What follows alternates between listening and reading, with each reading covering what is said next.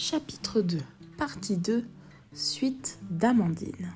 Amandine, les joues rosies par le vent hivernal, regarde l'homme élégant qui se tient en face d'elle, dont le manteau est légèrement entrouvert, laissant entrevoir une écharpe de laine aux teintes sobres.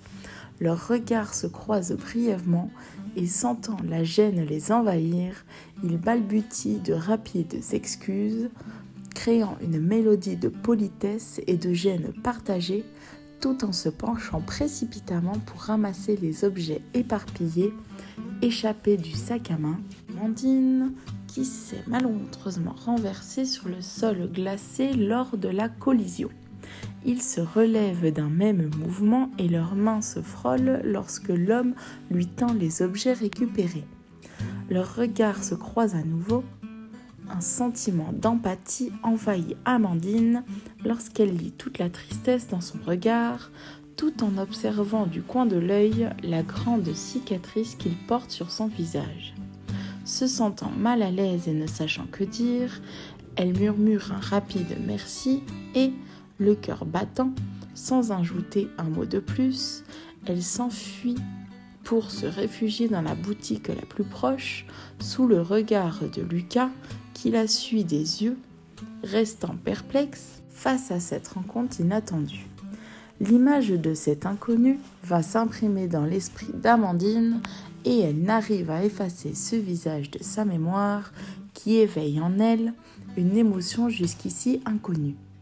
Elle erre entre les étalages, distraitement, ses pensées allant sans cesse vers cet étranger qui a su, en un instant, captiver son attention. De retour chez elle, Amandine, épuisée mentalement par sa journée, traverse son salon en déposant machinalement ses sacs près de la porte. Elle s'enfonce dans les coussins de son canapé, s'enveloppant d'un plaid douillet, et laisse son regard se perdre dans le balai des flocons de neige qui dansent derrière la vitre.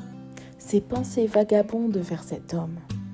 Qu'a-t-il de si particulier pour troubler ainsi son esprit ? Pourquoi ne peut-elle pas effacer son image de sa mémoire ? Elle ne cesse de se remémorer leur rencontre, l'échange de leurs regards et le frisson qu'elle a ressenti lorsque leurs mains se sont frôlées. Le temps s'écoule, le soir tombe sans qu'elle ne s'en aperçoive et, bercée par la mélodie de « Ma différence », cette chanson qui lui tient non seulement à cœur, mais lui donne aussi le courage de se lever chaque matin, à laquelle elle s'accroche jour après jour, se remémorant ses paroles encourageantes, elle va s'abandonner aux bras de Morphée bien plus tôt qu'à l'accoutumée, avec l'image de cet homme au regard si doux imprimé dans sa tête. Le lendemain matin, se sentant plus légère qu'à son habitude, c'est presque même avec un sourire aux lèvres qu'elle se prépare à affronter cette nouvelle journée.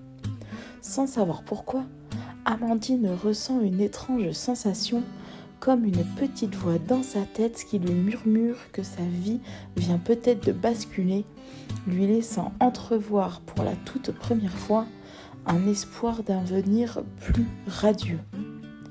Après sa matinée de travail tinière, Amandine se dirige vers la salle de pause et s'installe confortablement dans un fauteuil, déballant son déjeuner avec une lenteur inhabituelle. Alors qu'elle s'apprête à mordre dans son sandwich, la porte s'ouvre brusquement.